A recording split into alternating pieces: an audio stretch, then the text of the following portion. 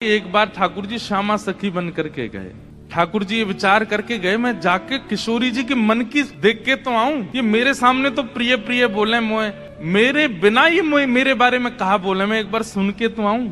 नीचे लहंगा पहनो है, ऊपर चुनरी पहनी, बिल्कुल यहाँ तक पूरी चुनरी लगा ली है, हाथन में बढ़िया चूड़ी पहनी है, कानन में कुंडल पहने हैं, क्षुद्र घंटे का यशोदा मैया ने पहनाई, वहां में छोटी छोटी घंटी लग रही है, वह को कौंधनी बना करके कमर में पहनी है, पामन में पाजेब पहनी। ठाकुर जी गए श्यामा सखी बन करके किशोरी जी के पास, बरसाने में प्रवेश कियो। सबरी गोपी के आहा कैसी मनोहर चाल है, नेक सी गोपी कैसी मटक मटक के चल रही है। अरे सखी तू कौन की लाली है? ठाकुर जी तेज तो हैं बोलवे में, जो पूछे तू कौन की लाली, बोले तेरी हूँ, भूल गई। अरे बड़ी चपड़ चपड़ बोला है। पहुंच गए ठाकुर जी बरसाने। बरसाने में द्वार पर जाकर के सखीन से बोले मुझको भीतर जान दो। सखी बोली कौन हो तुम? बोली मैं श्यामा सखी हूँ। कहाँ ते आई हो? बोले पास के गांव नंदगाम ते आई हूँ, और मुझ किशोरी जी ते बहुत जरूरी बात करनी है, मुझको मिलवाओ। सखीन ने बोली भानु बाबा के पास जाओ, शिकायत आदि करनी है, कोई न्याय चाहिए तो वहां जाओ, ये किशोरी जी के पास आवे के लिए नहीं है। नहीं हम तो किशोरी जी से ही बात करेंगी, ऐसी बात है कि मैं वृषभानु जी से ना कह सकूं। सकीन ने जाकर के भीतर किशोरी जी से कही, हे लाडली जो बाहर एक गोपी ठाड़ी है और यूं कह रही है कि वह को आपसे ही बात करनी है और आपसे बात करके कछु न्याय करानो है। किशोरी जी बोली अच्छा बुलाओ भीतर। द्वार खुले, ठाकुर जी बढ़िया चुनरी पहन करके, ये गजगामिनी सी चाल, एक तो चाल ही ठाकुर जी की टेढ़ी मेढ़ी, ऊपर से सखी बन करके और ज्यादा बनावटी चल रहे हैं, तो इतने प्यारे लग रहे हैं। किशोरी जी सिंहासन पर विराज रही हैं और श्याम सुंदर भीतर आ रहे हैं। जैसे ही द्वार से भीतर आनो भयो, किशोरी जी तो कहें अरे सखी या की चाल तो देख कितनी बढ़िया है। ललिता विशाखा बोली हाँ चाल तो बढ़िया है। अरे देखियो या की कमर कैसी सुंदर लग रही है। ललिता विशाखा बोली श्री जी आपको पहली बार कोई सखी पर मोहित रहते हुए देखो हमने, आप तो सदा प्रियतम श्री श्याम सुंदर पे ही मोहित रहे में, लेकिन आज पहली बार। अरे पतो ना या की चाल ढाल और जो जो अंग या के दिखाई दे रहे हैं, ऐसे घूंघट पकड़ी चल रही है, यहाँ से भुजा दिख रही है, नेक नेक थोड़ा उधर भी दिखाई दे रहा है, थोड़े थोड़े चरण भी दिखाई दे रहे हैं, जो जो अंग मुंह को दिख रहे हैं ना इतने प्रिय लग रहे हैं कि मैंने ऐसी प्रिय स्वरूप तो पहले देखो नहीं है। और किशोरी जी कहने ललिता तू मेरी एक बात सुन। बोल कहा ये जो भी बात करे वो सुन लेंगे, फिर वाक्य बाद याकू अपने सखी समाज में ले लियो। मुख बड़ी भारी है, अभी याकू मुख नहीं दिखो, मुख मैं तभी यहाँ पे मोहित है गई हूँ। विशाखा जी बोली नहीं रुक जाओ, आन तो दो, बात तो होने दो। किशोरी जी आज जैसे ठाकुर जी को देख के हो जाती है वैसी हो गई है, एक सखी को देख स्वयं पर भरोसा नहीं हो रहा है किशोरी जी को कि मैं ऐसी क्यों है रही हूँ। ठाकुर जी आके सामने खड़े है गए, उन्हें एक बनावटी सी आवाज भी बना ली ठाकुर जी ने। किशोरी जी बोली कहो सखी कहा नाम है तुम्हारो? अजी मेरो नाम तो श्यामा सखी है। स्वर सुनते ही किशोरी जी के नेत्र बंद है गए। ललिता जी को हाथ पकड़ के कहें मुकु कहा है रो है, या की चाल या के रूप रंग सब देख करके तुम या के स्वर में भी कछु आकर्षण है। ललिता जी बोली श्यामाजू ऐसे ना करो करें, अरे वो सखी है वहां पे आप मोहित का को है। बोले ना पतो ना या मैं तुम्हें ना लग रहा आकर्षण, बोलना हमें तो ना लग रहा। किशोरी जी कह रही है अरे मैं अपने आपे तो बाहर जा रही हूँ, ये सखी कैसी है या की स्वर कितने सुंदर। ठाकुर जी खड़े खड़े बोले अरे श्यामाजू मुँह को इतनी देर है गई खड़े खड़े, आप मेरो न्याय करोगी कि नहीं करोगी? किशोर जी बोले अरे मैं तो ऐसे बहल गई, बताओ कहा बात है। बोले मैं आपसे आज न्याय की याचना करवे आई हूँ। मैं रहूं नंदगाम में, और नंदगाम में नंद बाबा के महल की बिल्कुल समीप ही मेरो घर है। तो विशाखा जी बोली तो नंद बाबा के पास जाती न्याय लेवे, तुम बरसाने का को आई हो? बोले वहां नहीं मिलेगा, यही मारे तो यहाँ आई हूँ, और बात इतनी गंभीर है कि मैं वृषभानु बाबा ते ना कह सकूं, आप ते ही कहूंगी। किशोरी जी बोली कहो। श्यामा सखी रोने लगी ठाकुर जी रोने लगे, आंसू ने पहुंचने लगे। अरे मैं कहाँ बताऊं, कैसे मोहते कहूं, मुझ को तो लज्जा आ रही है बतावे में। श्री जी बोली ऐसे मत करो, बताओ बताओ कहा बात है। बोले कल परसों में दही बेकवे के कायजे जाई रही, इतने में मार्ग में श्याम सुंदर आए गए। किशोरी जी थोड़ी सहम गई, श्याम सुंदर? बोला हाँ। अरे तुमने उनको बड़ी प्रशंसा सुनी है, उनकी बड़ी महिमा सुनी है, पर तुम उनके अंदर की ना जानो, वे बड़े छलिया हैं, बड़े कपटी हैं। किशोरी जी बोली कहा कि श्याम सुंदर ने? मैं तो मटकी भर के जाए रही बेकवे के काजे, मार्ग में मिल गयो, रोक लियो मेरो मार्ग, और मार्ग रोक के बोले मुझको कर दो। और जैसे इनको पता चले कि कोई सखी मथुरा को जा रही है तो वही मार्ग पर चले जाएं और जाए करके सब सखान के संग बैठ जाएं और आवे वाली सखीन तक हमें कर दे के जाओ, जे मार्ग हमारे परदादा ने बनवायो है। ये मार्ग हतो ना हो, हमारे दादा परदादा ने ये मार्ग बनवायो, ये हमारे यहाँ मार्ग को कर लेने को अधिकार हमारो, कर दो।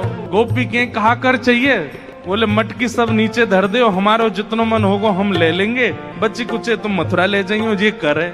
अब मटकी नीचे धर के अगर कोई गोपी कह दे कि लाला तो जितना हो पाले, ठाकुर जी छोड़ेंगे वहां में? स्वयं पाले, लेकिन स्वयं को पेट तो नेक सो फिर ग्वाला ने पवा में गोपी के अब तो है दे दो। अरे अभी हमारे और भी ग्वाला है, बोलो फिर कौन आम है? फिर बंदरों को कू कू करके ठाकुर जी आवाज करते हैं, खूब सारे बंदर आ जाते हैं, फिर उनको बांटते हैं। वाके बाद गोपी के सबरो मक्खन तो खत्म है, क्यों मटकी है तो छोड़ दो। ठाकुर जी बोले मजो नहीं आयो, जब तक यहाँ मटकी की आवाज नहीं आवेगी, फिर डंडा तो वह मटकी फोड़े। फिर कहें गोपी मक्खन तेरो बासो हो नेक्सस, दोबारा लेके आइयो। ऐसो करे तुम्हारो ये कन्हैया, कौन कर देगो या को? अरे राजी राजी नेक कर ले ले तो बात ठीक भी है, ये तो मटकिन ने फोड़ दे, सबन ने खवाए दे, लेकिन मेरे संग तो बहुत बुरो कियो। किशोरी जी बोली कहा कियो? बोले मेरो घूंघट उठा लियो, मेरी चुनरी खींच ली, मेरो हाथ मरोड़ दियो, और अच्छा इतनो ही कियो और तो कछु ना कियो? अरे कहाँ बताऊं और कहा कियो? बोले और कहा कियो? मैं तो चाहूं भी ना हूं कि वो मेरे पकड़ में आवे, क्यों? बिना पकड़ के इतना ऊधम मचावे, पकड़ लूंगी तो जन कहा करेगो। ऐसो कष्ट दे मुझको, मैं कहा बताऊं आपको। श्री जी थोड़ी घबरा सी गई। अच्छा श्री जी को ये है कि अकेले में मुंह से कन्हैया की बुराई कर ले तो मैं सह भी लूं, ये ललिता विशाखा के बीच में काई को बोल रही है? ये तो वैसे ही उनसे चिड़ी रहे इतनो, इनके सामने क्यों कह रही है? श्री जी कह रही है अरे तू चिंता मत करे, श्याम सुंदर को हृदय कारो नहीं है, वो बस स्वरूप ते ने कार्य से लगे, वो ने अपनी लीलान में थोड़े से ऐसे चटक मटक से हैं, बाकी हृदय से ऐसे नहीं है। तो ठाकुर जी तो सुनने आए हैं ना कि मेरे बारे में कैसे विचार हैं श्री जी के। अच्छा आप बड़ी हृदय की जानो उनकी?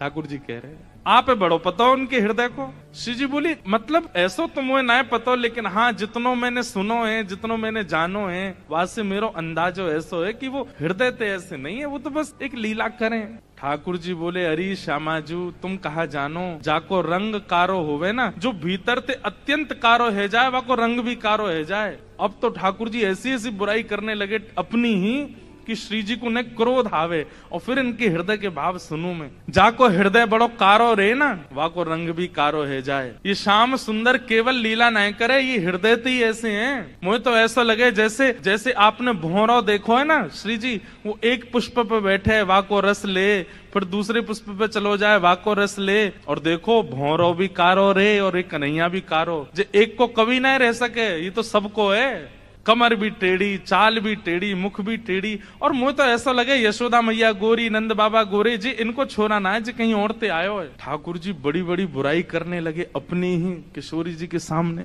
थोड़ी देर तो किशोरी जी सुनती रही, और थोड़ी देर बाद किशोरी जी को क्रोध आया, अपने स्थान पे खड़ी है गई, बोले ए श्यामा सखी बहुत देर रह गई तो बोलते बोलते, अब एक नहीं सुनूंगी तो तेरी कितने मक्खन चुरा लिए, कितनी मटकी फोड़ दी तेरी। अरे ललता लेके आ भीतर तो याकू दे दे, यहाँ आ गई है रोवे के काजे, श्याम सुंदर की बुराई कर रही है, यहाँ पे खड़े है के तू कहाँ जाने वो कौन है? अरे पूरा ब्रह्मांड उनकी भ्रगुटी पर नृत्य करे, वो अगर अपनी भौं उठा दें तो नूतन प्रलय है जाएगो। अरे तुम ब्रजवासीन के प्रेम के काजे बेचारे यहाँ आए गए हैं, तुम ते नेक लीला कहा कर ली, शिकायत करवे आ गई वहां पे, और तू बड़ी श्याम वरण पे बहुत बोल रही कि जो हृदय को कारो वही स्वरूप ते कारो होवे। तू जाने कहा है वास्तव में तोए देखें लोग, मोए देखें लोग, और कोई भी दृष्टा बने या हमारे अपना स्वरूप छुपाए करके आए वे, यदि अपने वास्तविक रूप में प्रकट है जाएं तो कोटि कोटि कंदर्प लुटावे लग जाएंगे, तो भी उनके रूप की उपमा नहीं कही जा सके। उनकी बुराई कर रही है मेरे सामने खड़े है के वो टेढ़े से रह में, वो ऐसे रह में, वैसे। तू जाने कहा है उनके बारे में? अरे इंद्रादि देवता थर थर कांपे जिनके मारे, वो यशोदा मैया और तुम सब ब्रज गोपीन के काजे सहज है गए, सरल है गए, प्रेम के अधीन है करके सब लीला कर रहे हैं, और उनकी शिकायत कर भी आ गई है मेरे सामने। ठाकुर जी सुन के बड़े खुश है रहे मनी मन। जैसे श्री जी ने शांत है जाए, ठाकुर जी फिर एक कोई बात बोल दे, फिर श्री बिल्कुल मत बोलियो, एक शब्द नहीं सुनूंगी श्याम सुंदर के लिए। ये पूरा ब्रह्मांड उनका स्वरूप है, उनके रोम में कोटि कोटि ब्रह्मांड लुढ़कते हैं। इस ब्रह्मांड पर कृपा करके, इस भूमि पर कृपा करके वो जन्म लेकर के नंद यशोदा के यहाँ आ गए, और तुम उनके महत्व को नहीं समझ रही हो। अरे कोई ऊंची पदवी पर बैठो भयो, जब प्रेम के अधीन है जाए तो वो अपनी पदवी छोड़ करके कई बार आपके संग बैठ के पान लगे, आपकी थाली में बैठ के भोजन करने लगे, कोई आपकी थाली में भोजन कर रहा हो या को मतलब वो आपसे प्रेम बहुत करे। अरे सखी तू जाने ना है श्याम सुंदर को, वो साक्षात परमात्मा है। वो यदि तुम्हारे संग ये लीला कर रहे हैं तो अपने भाग्य मनाओ, अपने सौभाग्य मनाओ। उनकी रूप कांति को मैं कहा वर्णन करूं, कोटि कोटि किशोरी जी वार दे जाएं तो भी श्याम सुंदर की रूप की या को दे दे। यहाँ आ गई है रोवे के काजे, श्याम सुंदर की बुराई कर रही है, यहाँ पे खड़े है कि तू कहाँ जाने वो कौन है। अरे पूरा ब्रह्मांड उनकी भ्रगुटी पर नृत्य करे, वो अगर अपनी भौं उठा दें तो नूतन प्रलय है जाएगा। अरे तुम ब्रजवासीन के प्रेम के काजे बेचारे यहाँ आए गए हैं, तुम ते नेक लीला कहा कर ली, शिकायत करवे आ गई वहां पे। और तू बड़ी श्याम वरण श्याम वरण श्याम वरण पे बहुत बोल रही कि जो हृदय को कारो वही स्वरूप ते कारो हुए। तू जाने कहा है वास्तव में तोए देखें लोग, मोए देखें लोग, और कोई भी दृष्टा बने या हमारे अपना स्वरूप छुपाए करके आए वे यदि अपने वास्तविक रूप में प्रकट हो जाएं तो कोटि कोटि कंदर्प लुटावे लग जाएंगे तो भी उनके रूप की उपमा नहीं कही जा सके। उनकी बुराई कर रही है मेरे सामने खड़े है कि वो टेढ़े से रहमे, वो ऐसे रहमे वैसे। तू जाने कहा है उनके बारे में। अरे इंद्रादि देवता थर थर कांपे जिनके मारे, वो यशोदा मैया और तुम सब ब्रज गोपीन के काजे सहज है गए, सरल है गए, प्रेम के अधीन है करके सब लीला कर रहे हैं और उनकी शिकायत कर भी आ गई है मेरे सामने। ठाकुर जी सुन के बड़े खुश है रहे मनी मन। जैसे श्री जी ने शांत है जाए, ठाकुर जी फिर एक कोई बात बोल दे, फिर श्री बिल्कुल मत बोलियो, एक शब्द नहीं सुनूंगी श्याम सुंदर के लिए। ये पूरा ब्रह्मांड उनका स्वरूप है, उनके रोम में कोटि कोटि ब्रह्मांड लुढ़कते हैं। इस ब्रह्मांड पर कृपा करके, इस भूमि पर कृपा करके वो जन्म लेकर के नंद यशोदा के यहाँ आ गए और तुम उनके महत्व को नहीं समझ रही हो। अरे कोई ऊंची पदवी पर बैठो भयो, जब प्रेम के अधीन है जाए तो वो अपनी पदवी छोड़ करके कई बार आपके संग बैठ के पान लगे, आपकी थाली में बैठ के भोजन करने लगे। कोई आपकी थाली में भोजन कर रहा हो या को मतलब वो आपसे प्रेम बहुत करे। अरे सखी तू जाने ना है श्याम सुंदर को, वो साक्षात परमात्मा है। वो यदि तुम्हारे संग ये लीला कर रहे हैं तो अपने भाग्य मनाओ, अपने सौभाग्य मनाओ। उनकी रूप कांति को मैं कहा वर्णन करूं, कोटि कोटि किशोरी जी वार दे जाएं तो भी श्याम सुंदर की रूप की महिमा ना कही जा सके। मेरे सामने एक शब्द नहीं बोली उनके बारे में। श्यामा सखी बोली, पहले तो मैंने संदेह में सुनी कि किशोरी जी को और हमारे नंद के लाला को कछु प्रेम संबंध है, पर आज तो मुंह को ऐसा लग रहा वास्तव में हते। किशोरी जी बोली, नहीं नहीं ऐसी कोई बात नहीं है, ये तो सब तुमने ऐसी मन। नहीं नहीं नहीं मुंह को तो लग रही है। आप इतनों कैसे जानो वाक्य बारे में, इतनों कैसे मानो वाक्य बारे में। किशोरी जी एक बात बताऊं? बोले हाँ। बोले मैं अकेली नहीं हूँ शिकायत करवे वाली, ऐसी अनेक बैठी हैं। आपको ऐसा लग रहा है कि श्याम सुंदर तो केवल लीला कर रहे हैं, पर इस वक्त यही समय श्याम सुंदर कोई और सखी के संग भी ऐसी क्रिया कर रहे होंगे। वहां को मार्ग रोक रहे होंगे, वहां के हाथ पकड़ रहे होंगे, वहां की चुनरी उड़ा रहे होंगे, वहां की मटकी फोड़ रहे होंगे और नए विश्वास होवे। तो आपको अगर बहुत प्रेम है तो आप श्याम सुंदर को पुकार के देख लो, यदि वो आ जाएं तो मैं मान जाऊंगी। आएंगे ही नहीं। ठाकुर जी कह रहे हैं मैं तो सामने ही खड़ा हूं, मैं कैसे आऊंगा। किशोरी जी से कह रहे हैं ललिता विशाखा है भूल जाओ, बाकी सब बातें न भूल जाओ। आपको प्रेम है ना श्याम सुंदर से, मैं आपसे शर्त लगाए के कह रही हूं आप पुकारो, और यदि श्याम सुंदर आपके सामने आए गए तो जीवन भर आप दोनों की चाकरी करूंगी। ये श्यामा सखी को वचन है आपके लिए, बुलाए लो। किशोरी जी बोली, देख मोते मत बोले, मैं जानू, मुझको प्रबल विश्वास है कि श्याम सुंदर आ जाएंगे, मैं बस टेर लगाऊंगी और दौड़े दौड़े आवेंगे। श्यामा सखी बोली, आज है जाए ने बुलाए के देख लो आ जाए कि नहीं। किशोरी जी तुरंत नेत्र बंद करके बैठी और जैसे ही अपने प्रियतम का स्मरण किया है, नेत्र बंद करके किशोरी जी स्मरण कर रही है श्याम सुंदर को, और जब कह रही है कि हे श्याम सुंदर मैं तो आपकी दासी हूँ, जबकि ये बात गलत है। ठाकुर जी दास मानते हैं अपने आप को किशोरी जी के चरणों का, लेकिन आज किशोरी जी ने वास्तव में तो बात यह है कि जैसे ही नेत्र बंद किए हैं किशोरी जी ने और स्मरण करना प्रारंभ किया, कहाँ है श्याम सुंदर, कहाँ है मेरे प्राणनाथ, कहाँ है मेरे जीवन धन। तो जैसे किशोरी जी ने नेत्र बंद करके स्मरण कियो तो किशोरी जी पूरे ब्रजमंडल में भ्रमण कर आई, लेकिन ठाकुर जी नहीं मिले। किशोरी जी बोली, हाँ श्याम सुंदर गए कहाँ, आज मेरे प्राणनाथ गए कहाँ। और ध्यान लगा करके देखो, श्याम सुंदर किसी गिरी कुंज में तो नहीं बैठे, कहीं यमुना तट पे तो नहीं बैठे, कहीं दूर तो नहीं चले गए, दिख क्यों नहीं रहे हैं। और तभी किशोरी जी को ढूंढते ढूंढते ढूंढते दिखाई दियो बरसानो भवन। किशोरी जी कह रही है बरसानो भवन क्यों दिख रहा है। तभी किशोरी जी को दिखाई दियो अपनो ही निकुंज, ये मेरो निकुंज काई को दिखाई दे रहा है। अरे कहीं ऐसा तो नहीं श्याम सुंदर यहीं कहीं छुप करके बैठे हैं। और मन में ध्यान से देखो तो किशोरी जी को अपनो ही अंतःपुर दिखाई देने लगो। किशोरी जी बोली, मेरे अंतःपुर में तो केवल ललिता है, विशाखा है, मैं हूँ और श्यामा सखी। और ध्यान लगा करके देखो तो क्षुद्र घंटिका दिखाई देने लगी जो श्यामा सखी ने पहन रखी है। किशोरी जी बोली ये क्या क्षुद्र घंटिका, ये तो मैंने अभी कहीं, अरे ये तो श्यामा सखी की कमर पे देखी। और जब और ध्यान लगा करके देखो तो घूंघट के भीतर कमल नैन मटक रहे हैं, इधर उधर आंख मटका रहे हैं। तुरंत किशोरी जी ने नेत्र खोल करके गई, श्याम सुंदर आप तो सामने ही खड़े हो। और जैसे ये बात कही ललिता विशाखा दौड़ करके कहाँ है कहाँ है कहाँ, बोले यही श्यामा सखी, पकड़ो याकू। ठाकुर जी दौड़ने लगे वहां से, इतने में ही पकड़ ली और पकड़ करके जैसे ही चुनरी उतारी, आहा श्याम सुंदर तो सामने ही खड़े। अब तो ललिता विशाखा पकड़ करके खड़ी हैं और ठाकुर जी की ऐसी बेणी, आहा नथ बेसर पहनी है नाक में, ऐसी सुंदर बिंदी लगा करके आए, काजल लंबो लंबो खींच के आए, अपने घुंघराले केशन की बढ़िया बेणी गूंथ करके जैसे कोई छोरी तैयार हो ऐसे बन के आए। किशोरी जी बोली पकड़ के रखो अब इनको, ने रज रज के देख तो लूं आज, हैं सामने आए के श्यामा सखी बन के अपनी बुराई कर रहे हो मुझे। अरे श्यामाजू मैं तो आपके हृदय की जान में आयो कि आप मेरे बारे में कैसी विचारधारा रखो, मेरे बारे में आपके हृदय में कैसे भाव हैं। किशोरी जी बोली तो कहा सुनो आपने कैसे भाव हैं।